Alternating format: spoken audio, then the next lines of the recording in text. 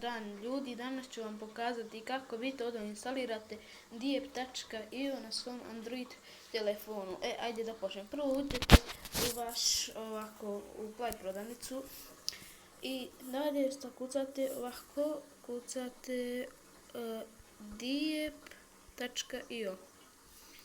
To je to. I ovo prvo, evo već mi je meni instalirano, instaliraj, prihvati.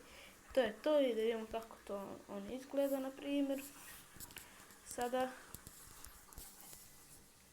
ćete vi da vidite da ovo stvarno radi, da može Diep.io da se igra i na mobitelu.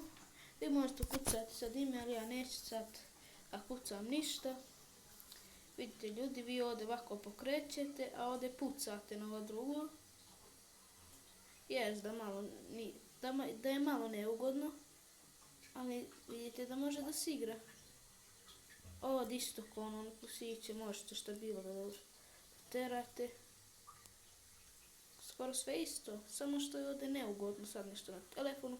Ljudi, to je bilo to u ovom tutorijalu, nadam se da vam se svidjelo, ako jeste bacite taj sub, do sljedećeg viđenja, čao! Šta mi gledaš bre ti?